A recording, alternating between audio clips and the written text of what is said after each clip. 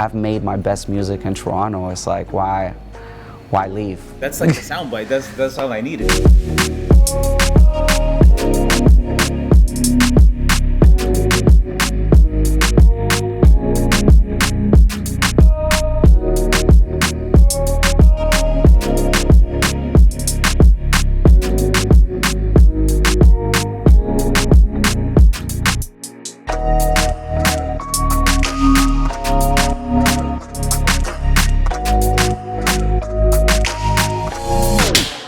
Fito, my guy, it's good to connect with you, bro.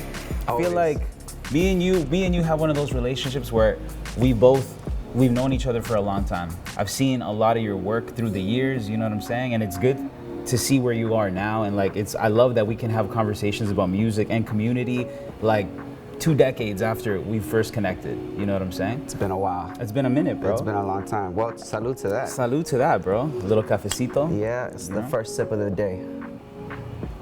But man, to kick it off, I want to do a little bit of a look back at some of your career, just to get warmed up and feel good about where we've come. You know what I'm saying? So I want to talk about your entry into the Toronto music scene. Mm-hmm. I feel like a lot of people remember you from some specific songs, particularly in Toronto. Give me a look back at how you even came into the Toronto music scene at that time. Well, I mean, I've always loved music, right? So music's always been a passion of mine. I grew up listening to, Spanish reggae, and eventually, that evolved into like underground and reggaeton. So I was really enamored by the, Latin urban culture that was pretty much in its infancy in North America, right? So, in the beginning it was kind of tough because a lot of people didn't understand it, a lot of people didn't get it. It was hard to like, it was hard to get people's interest, Back in the day, like, you had music festivals here, but everybody, was singing salsa, everybody was singing the merengues, they were singing more of the traditional genres of music that were actually still very popular at the moment, at the time, right? And, anything that had to do with like urban music wasn't it, So it was kind of like an uphill battle even to get on some stages, but I was fortunate enough to have people like Alex Narvaez, who's a cousin of mine who was playing in a lot of bands, and shout out SWA, man. Shout out SWA.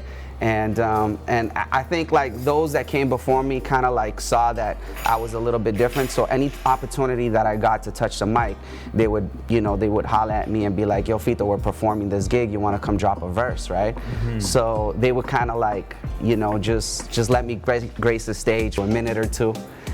But I'd have to wait for an hour or two backstage for that. When you're starting out, yeah. So, but it was fun, man. Like I remember, going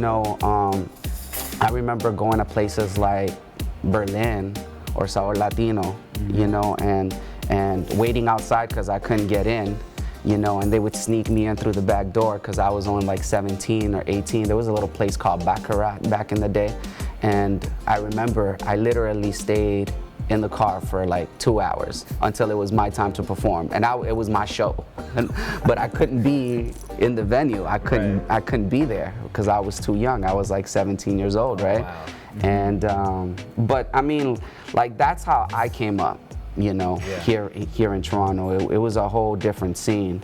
But I love to see where it's at now and how it's evolved, and especially how Latin music is now, widely accepted. Yeah, man. So, and let's talk about where we are right now. We're inside of Lula Lounge. Yeah. I know this place particularly is of significance for you because it was where you had, I believe, one of your first shows. Mm-hmm. Right? Talk to me about this, man. Like, when you come into this space, what do you feel? What does it bring back? I'm just so happy that like it's still here. Like it's incredible for a place to be around for this long. You know, you're talking about, it's closing in on 20 years, or maybe it's been here for 20 years. But I remember I did a show here it was 2003. Wow. In 2003 is when I had my first show. And that was like, I mean, mind you, I had been performing, like I just mentioned, but those were all like those weren't my gigs. That was just me, waiting to just jump and get my little Trying to touch a stage. just trying to touch a stage wherever I could. But my first official show was actually in this place in 2003. That's incredible. And it was an incredible night because I had all my friends, I had my family, and I got a chance to put together a band, with my cousins. So it was just like a family affair, and it was sold out, and it was an incredible night. And I think that's where it all began. This is where it all began. When you think about that night, it's kind of like your entry as an artist. Like it's like, okay, I've booked out a venue, I've sold out the venue, I'm here with my family and friends, and people are coming to see me. Yeah. And like you said, so that was 2003, going on 20 years. Yeah, it's going on 20 years. Bro, that's incredible, man. Even just to hear that and see how far you've come. Yeah. I feel like even just today, I'm talking to Fito, let me like look at, what some of this guy's accomplishments. I'm going through just like some research and hearing some stuff that you've done, and I'm like, wow, this guy has crushed it. Like as an artist, you've gone so far and beyond what so many artists hope to even do. But I find it interesting because in Toronto, people know you in the Latin scene, but I would say the nation as a whole doesn't necessarily know who Fito Blanko is, or if they do, they might have heard bits and pieces. Yeah. But you and I have had this conversation even off camera before, where it's like, I'm talking to an artist who's recognized and is 2 times Grammy nominated. And in Canada, you don't even have a Juno. Yeah. I find that's like a miss on Canadian media. You know what I'm saying? How do you feel about that? I mean, like, for me, it's always it's challenging, right? Because I've always been the first, like my entire life, because I'm in Canada, so like when it comes to, I always feel like I've always been in the forefront of either educating people or kind of like waving a new flag, and it happened to me early on in my career too. Like I remember when I got my first distribution deal here with Universal Music, it was hard to explain what I did, and what I ended up having to do was do that concert. I had to do that concert and be like, okay, well, if you can't understand it musically, why don't you come see it, come enjoy it, come have a good time, and that's kind of like how I've always modeled my career, right? So for me, that's just another, I guess it's just another challenge that we as a community have to kind of like overcome, you know what I mean? And it's just, educating. That's all it is. It's just educating people because, there are categories for Latin music, but not the categories that I'm a part of, right? And Latin music, first of all, I feel like music is just music. It doesn't matter where you're from. Right. You know what I mean? If you're Canadian and you're making music in another language, you should still be, you're still a Canadian artist, despite the language, you know? When it comes to categories and stuff like that, like, I feel like, there should be some sort of inclusion of the Latin urban genres as well, at least to begin that conversation, right? Yeah. Eventually, I feel like music should just be music, and everybody should compete in an equal playing field, because if you look at artists like Bad Bunny and and you look at artists like The Weeknd, they're both selling out stadiums and they're both touring the world, right? I consider both of them megastars, despite the fact that they sing in different languages, right? So, and that's kind of like, that's just my perspective on it. I've always thought that music is just music, and I feel like, it should be treated as such, It's interesting when you look at like the megastars that you're naming now, Weeknd, Drake, both of these guys, I think that they've now talked about not submitting their music to the Grammys. They have no interest in participating in award ceremonies like that. And I find it interesting because I find more and more artists are looking at award shows like, do I need this to validate what I do? Yeah. do I need someone else to tell me that my music is good by me receiving this specific award? And I know that it comes with prestige, and obviously it's an honor. But how do you feel about that? Do you feel like artists need that? Do you think it's an important part of the music industry? I feel like it's like a benchmark, more than anything, even to be nominated. I remember when I was nominated, people were asking me, it was like, oh, how does it feel to be nominated? Well, the reality is it feels like you won, because that on its own is an accomplishment, Right. So, and it really does, so, having that said, there's a lot of independent artists out there that kind of like, that rely, to a certain degree on these type of accolades, because it's like a business card for them, right? Mm-hmm. So, yeah, even though, it may not affect, the artists that are already, at a certain level, because they have a solid fan base, they have a very successful career. But there are a lot of other artists that live off of music, that perform in other genres, that could use that little stamp. I'm talking about, whether you're a jazz musician or whether you're a producer, Mm-hmm. So I feel like it does add a certain something to what you're doing. Is it important? I think it is important to certain people, Right. And I think it's important to have those award shows, per se, But like I said, to each their own. Like, everybody's got a different view on it.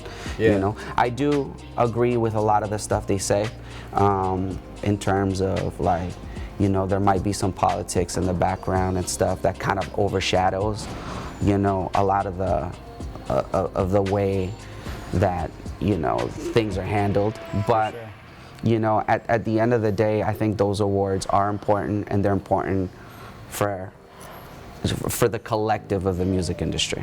Yeah, I think you're right, man. I think at the end of the Yeah. day, wherever there's something like an award show, there's gonna be politics. I mean, Yeah. The Weeknd, it was last year or 2 years ago, he had like one of the best, Mm-hmm. longest running album on Billboard charts, and he wasn't even nominated. Yeah. So that made a lot of news, that created a lot of controversy, and Mm-hmm. I think that's where a lot of artists started to pull out and be like, why does this even matter if clearly this guy who's crushing it, who is at the top, is not even nominated, right? Yeah. So I think when award shows or organizations have a miss like that, it's like, Yeah. it creates definitely doubt in the credibility. Yeah, you know? well, it definitely doesn't help, and it doesn't help anybody else that's following behind that. You know what I Yeah, mean? yeah. Because of that, But I still do think they are important. I think that they got to figure out a way to or an equation, Right. that won't overlook these massive successes, because despite the fact that he's a megastar, he's making great music. Of course. And the people can't deny it, right? So award shows can't just overlook that either, Yeah, man. You touched on this a little earlier too. I think you being one of the first. You talk about being the first. You're realistically in Latin music, Latin urban music in Canada. You're a pioneer in the genre here. Looking at it today, if you're looking at a new upcoming artist in the Latin urban scene and the Latin music scene in Canada, do you think that they need to leave Toronto in order to find success?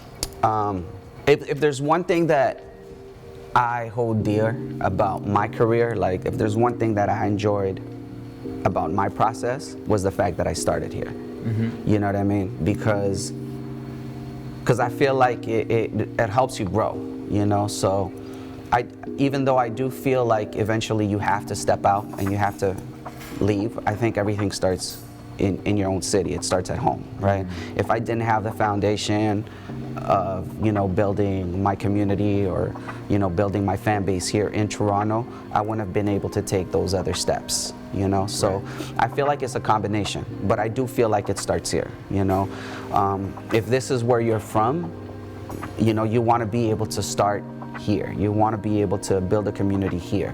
So by the time you do take off, and you start, planting seeds all over the world, and you start building your networks, and you start growing internationally, everybody back home could be like, yeah, I saw his come up, Right. I was a part of the story. I remember when he did this, or I remember when he did that. I think it's just so important you know, me being Canadian, well, this is where I wanted to set my roots, you know.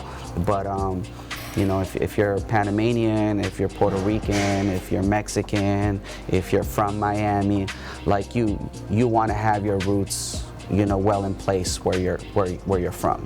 You know, that's just my that's my advice. You know, it starts with your hometown. Now, that's kind of like the route that I took, but it doesn't necessarily mean it's the route that everybody needs to take. You know, I'm pretty sure that there's stories of people making it by just doing the opposite and just leaving their, you know, where they're from and, you know, setting up shop somewhere else. You know, but I do think that eventually you have to step out. I think, correct me if I'm wrong, I think in 2011 with VIP, I think that was your breakthrough into the US market, Correct. right? And I remember around that time, there was a lot of buzz around your name in Canada too, because people are looking at you finding success in the US and like, okay, Fito's gone. Like, no one's catching this guy. He's moving to the he's gonna be in Miami full time. Like, it's over. Like, he's over there now.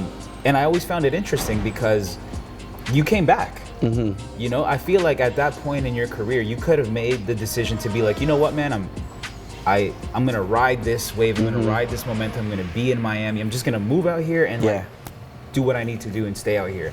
Why did you decide to come back? Okay, so I mean, in 2011, that's when I dropped VIP.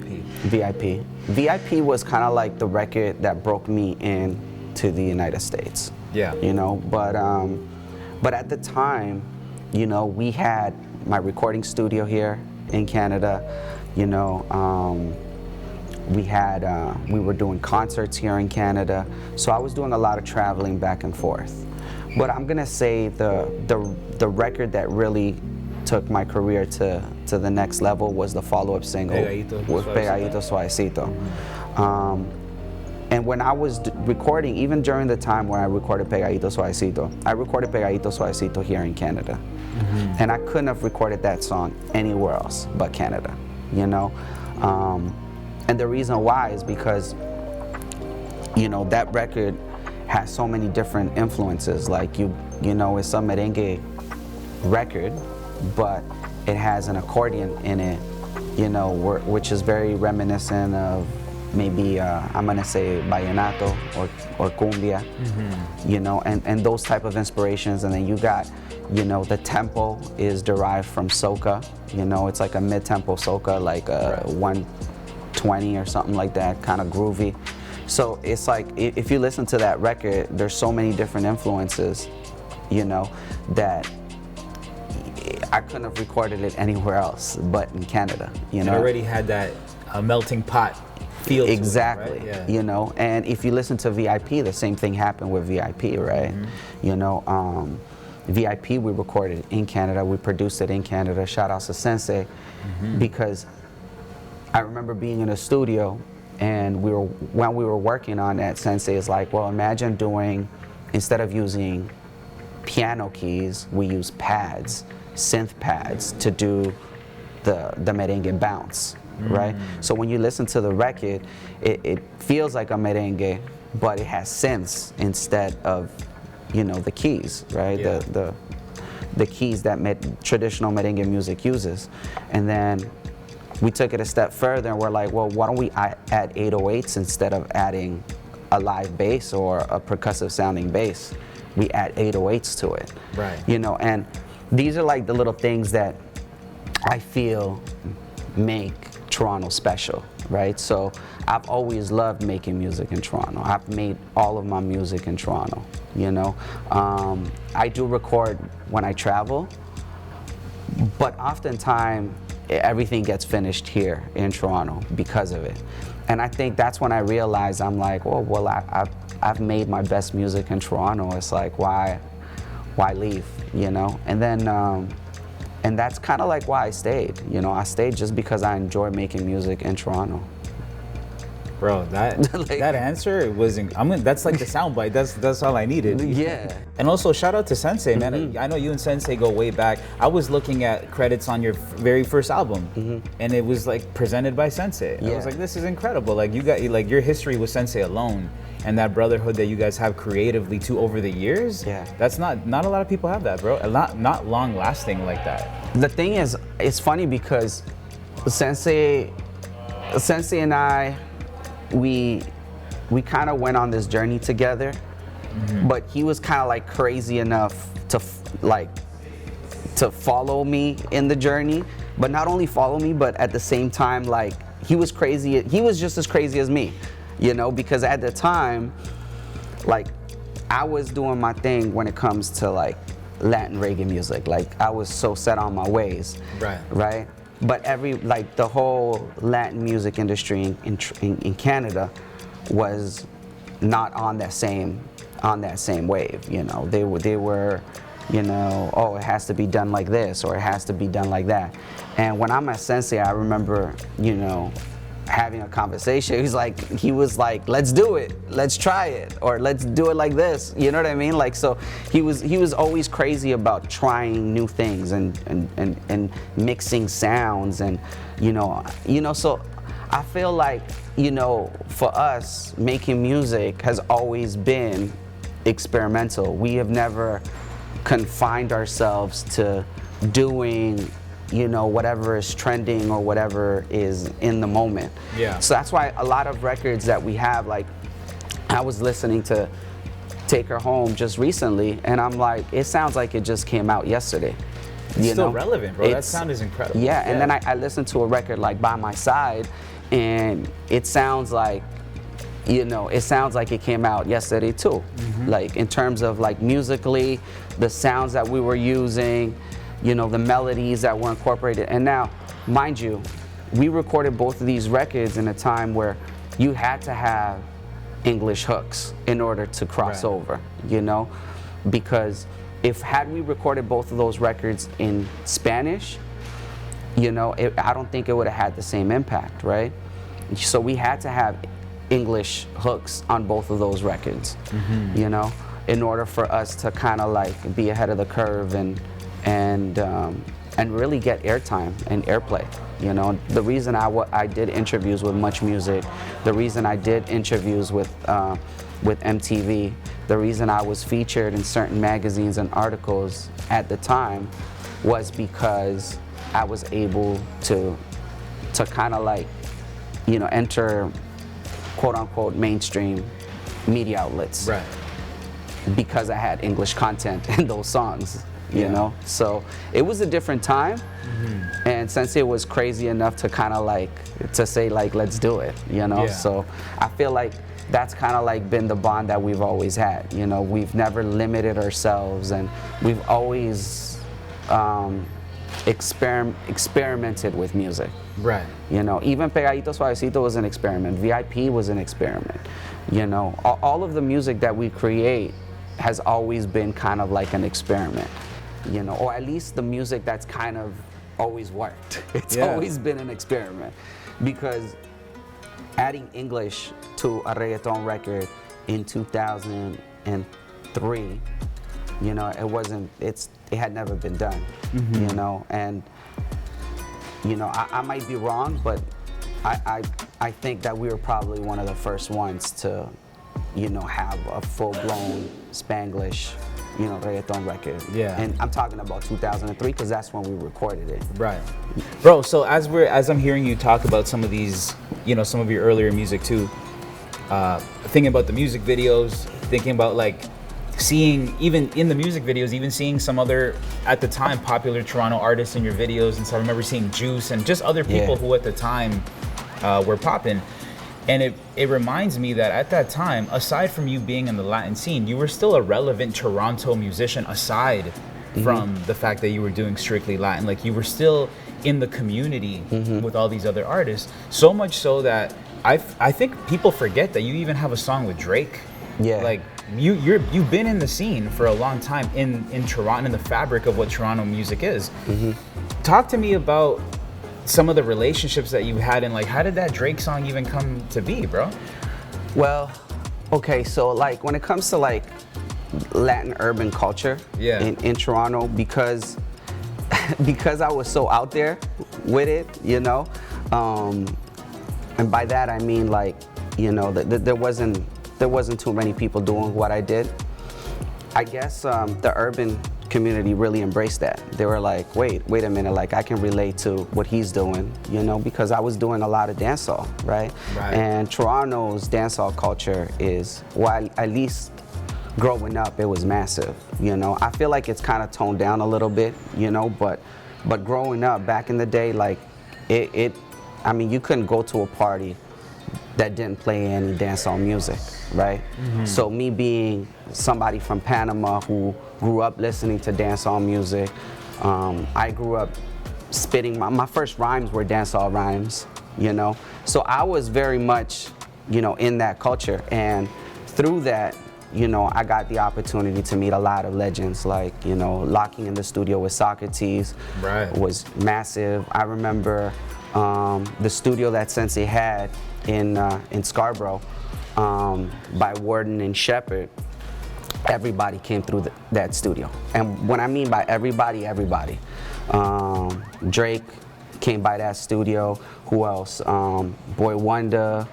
You know, a lot of people that are like, a lot of big players in the game. You know, shout outs to Master, shout outs to Bishop Brigante, you know. The Gambling Man. The Gambling Man, you know, and I mean, all of these legends came by that studio, you know, and we were just there just making good music, you know. We were just kids with dreams, you know. At the time, you know, I had already had my first deal with Universal.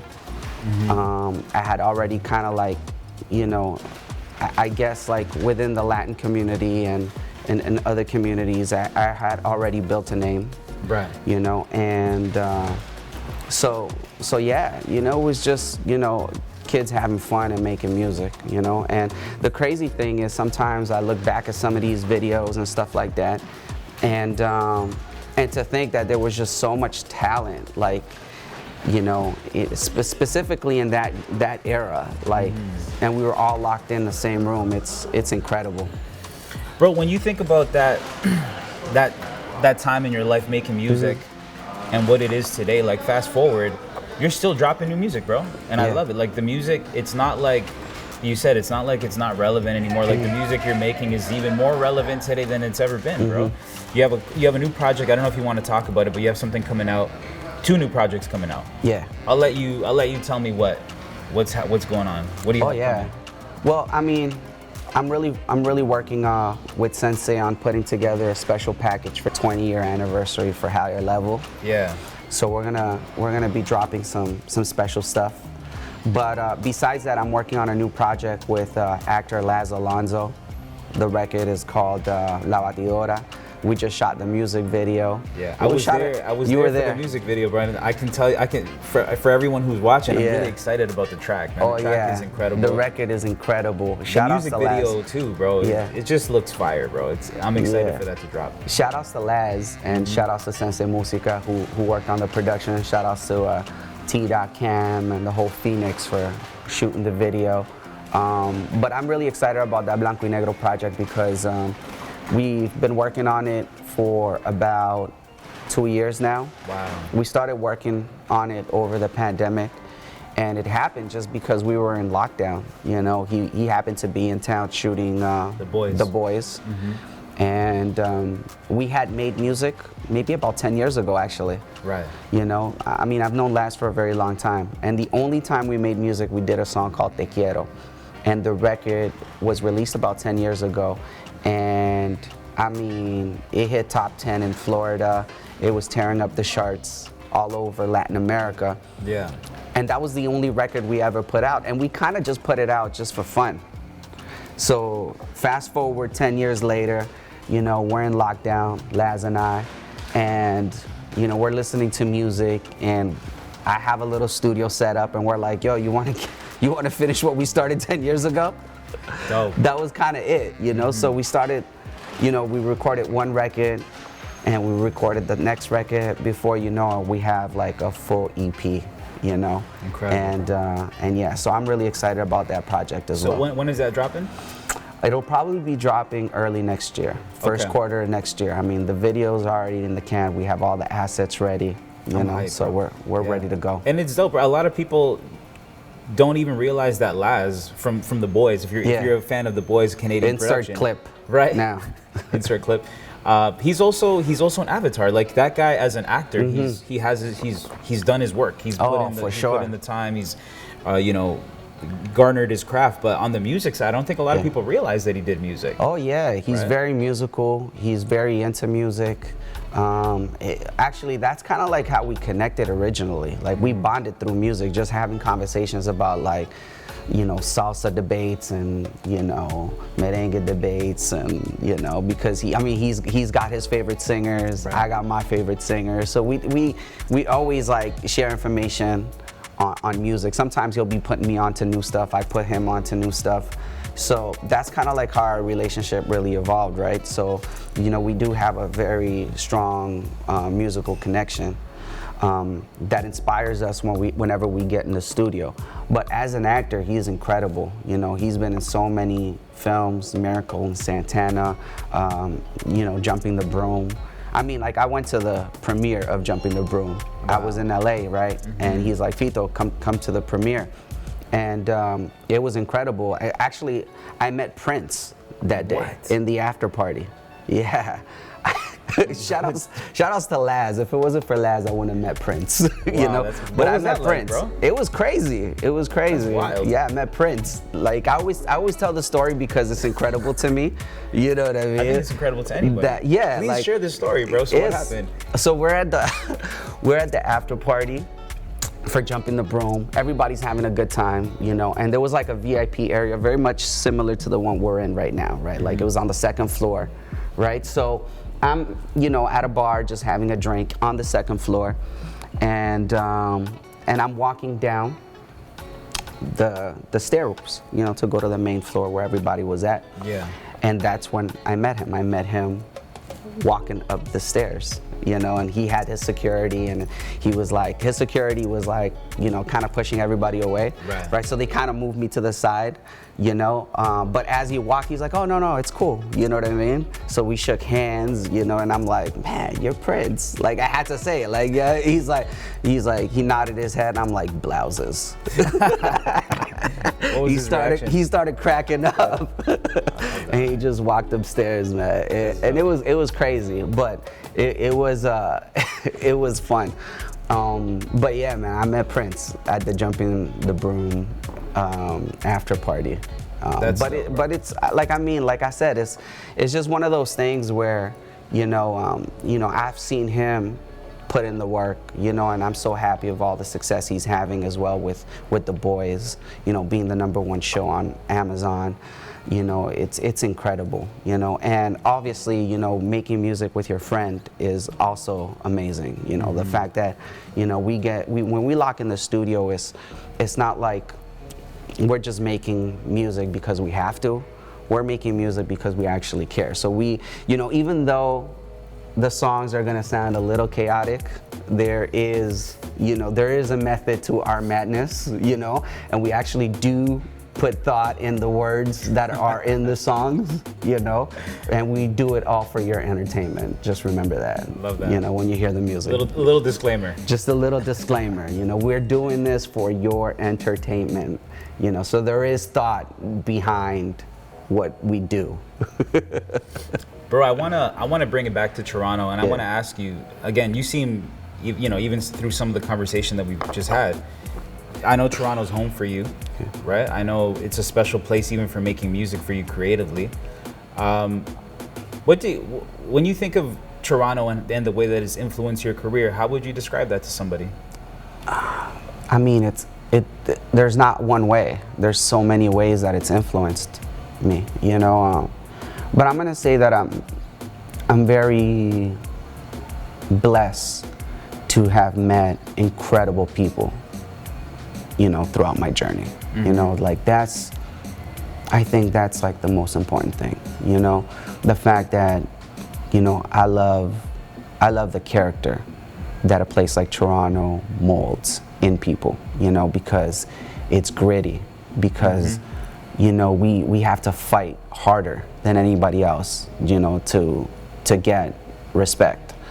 The fact that, nothing comes easy for anybody from Toronto. you know, everything is fought, you know. So when you see somebody that's achieving a certain level of success, you know, you automatically know that wasn't given, you know.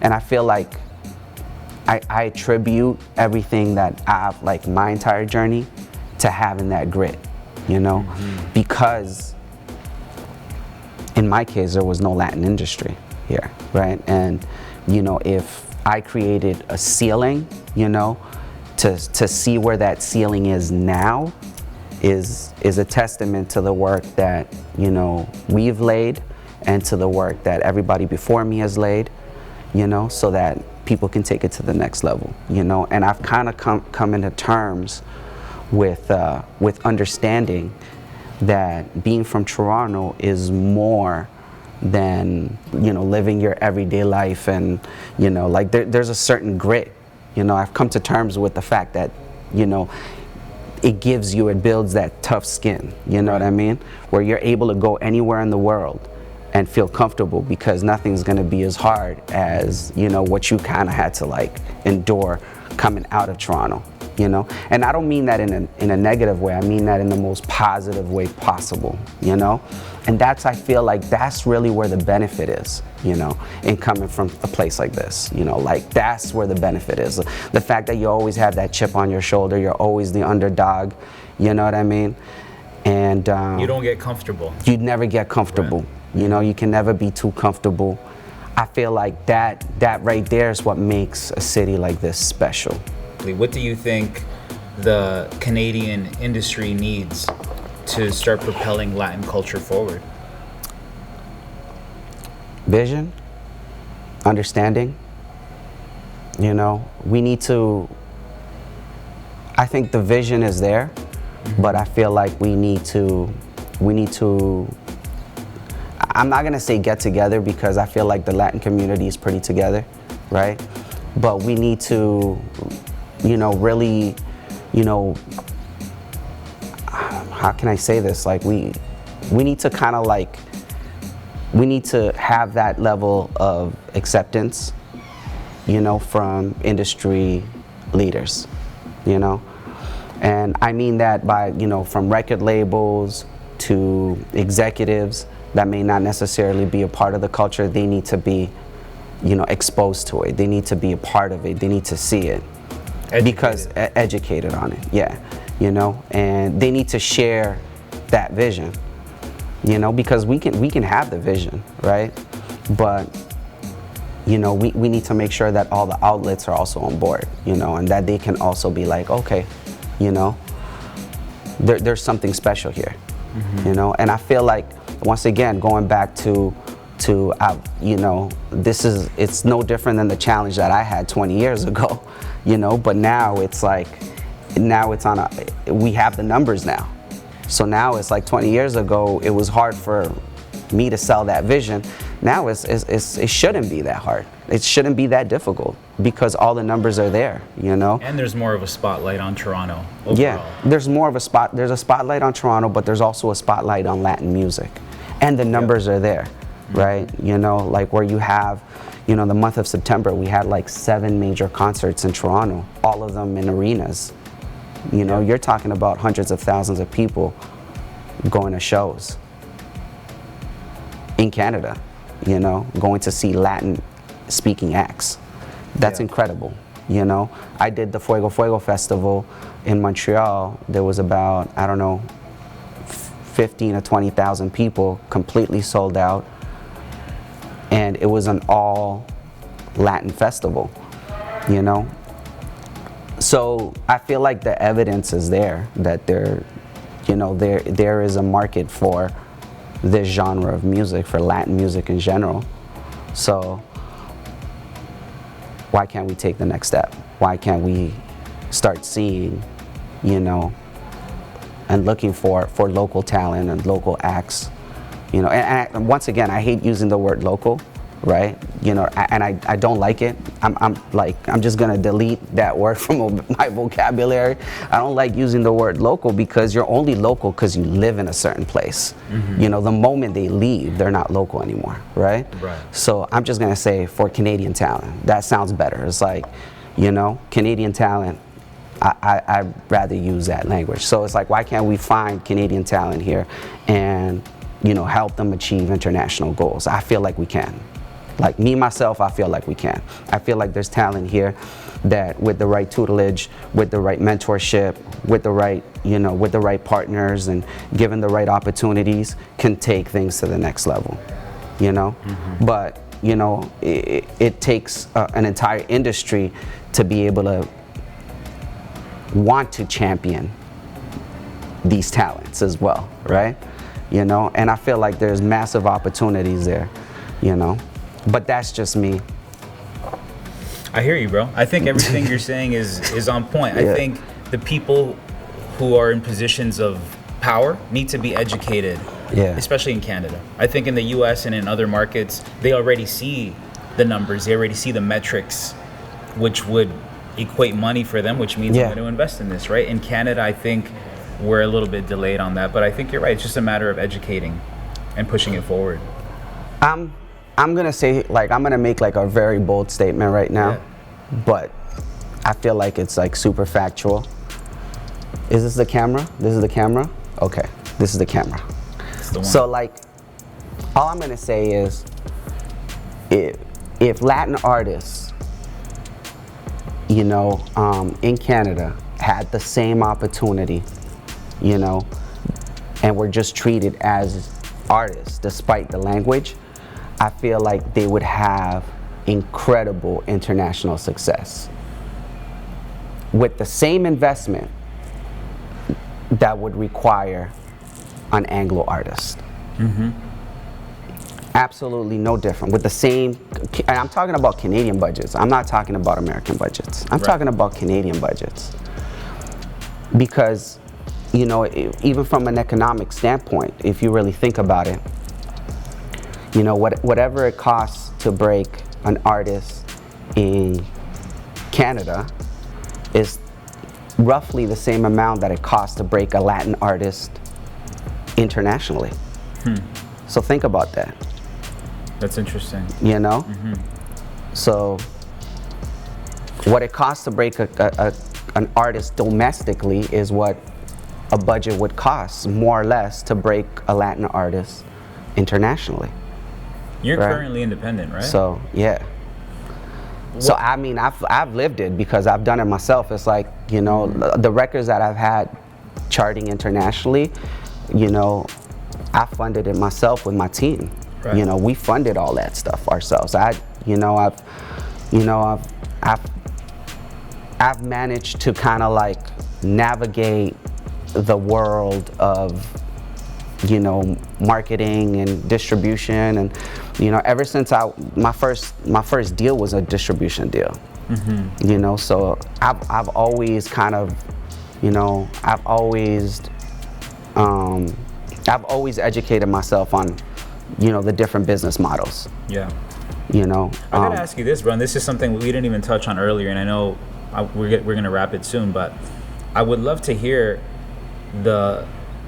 you know, first of all, what happened with Mr. 305? Like, I know you signed to Pitbull's label on a management deal. Is that correct? So I had a management deal with Famous.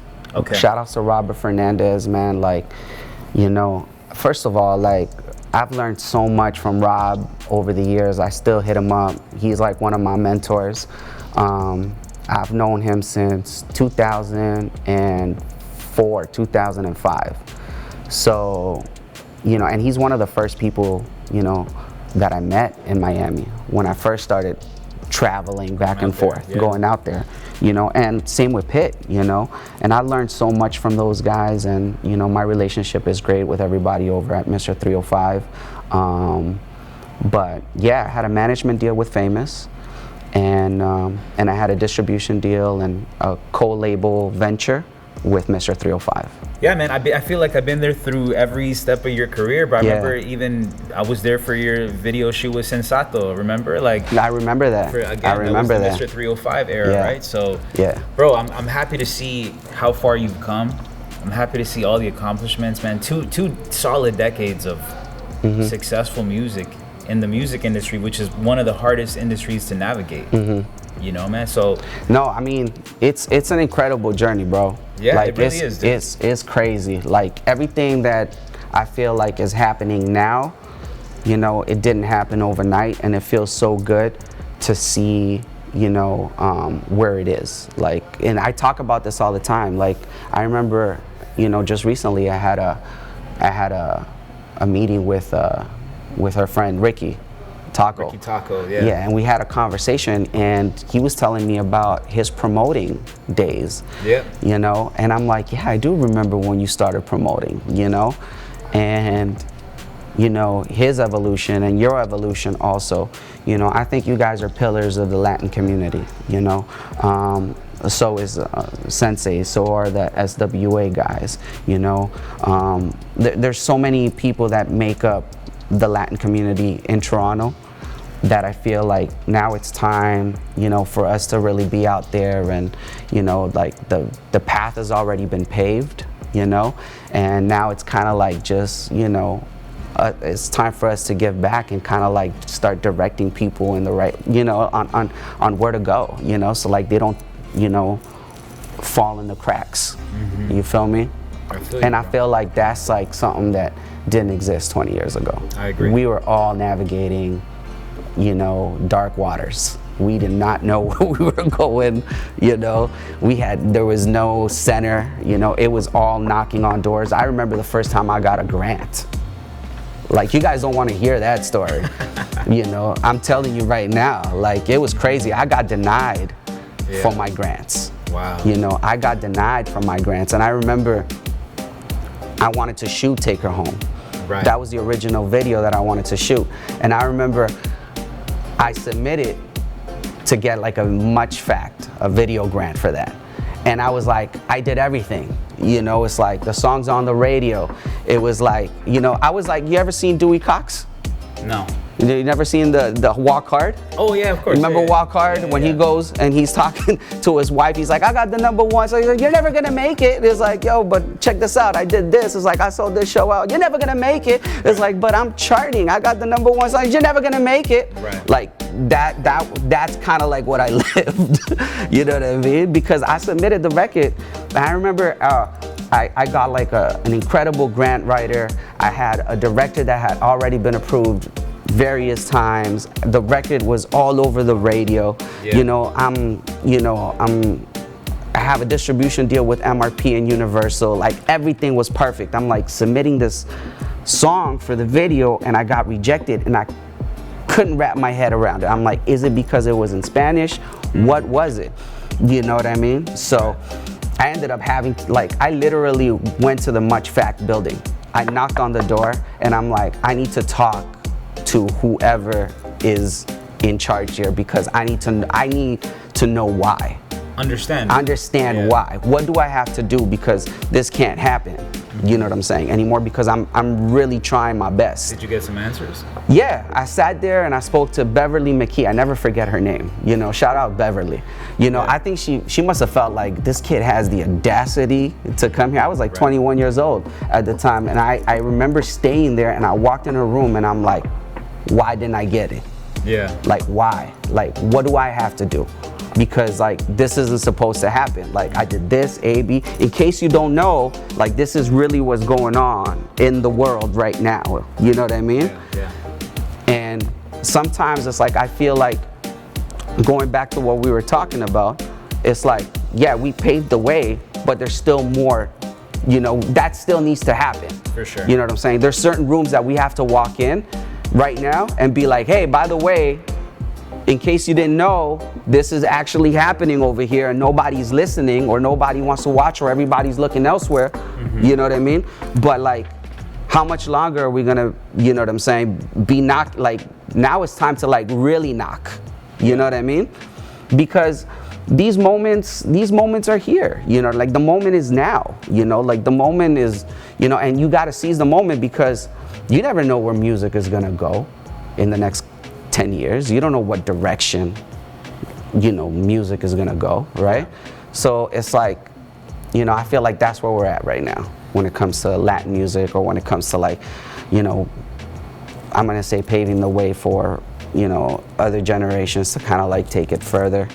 You know, they still have to, everybody, you know, it's not easy for anybody. You have to still have that mentality where you got to knock on those doors, you know, and, you know, like actually demand like, yo, why didn't I get it? What can I do to make sure it doesn't happen again? Right? Where it's like you, in Toronto, you fight for everything, right? It goes back to what we were saying. That's where the grit comes from. And it's nothing, and nothing against, you know, like, I'm gonna just use this example. Nothing against Beverly at the time. She just didn't know. She wasn't aware. You know what I'm saying? She wasn't aware. You know, she wasn't at Lula Lounge. You know what I mean? But the people that were at Lula Lounge knew. You know, so you know, and that's kind of like how I felt. You know, I felt that back then, and I feel that today as well. You know, where in the United States is a little bit different. The United States is like, you know, like they're, you know, universal, you know, Latino has its own, they have their own department. You know where to knock. They're gonna open the doors. They understand they're part of the culture, right? Whereas in Canada, we still have to break through, you know? But I feel like we're a little bit closer. We're closer, man. We're a little bit closer. We're making some strides, and I think you're right. I think the Latin community in Toronto and in Canada has united more than it has in the past. So I think as we come together, you know, the gatekeepers, people who are in control of the industry, of award shows, of grants, of all the stuff we've talked about, we'll start to see it's like, yo, these guys are knocking, and they've been knocking. Fito's been knocking for 2 decades. There's new guys that are knocking, but the point is we've come together, man. So it's I think it's a good time.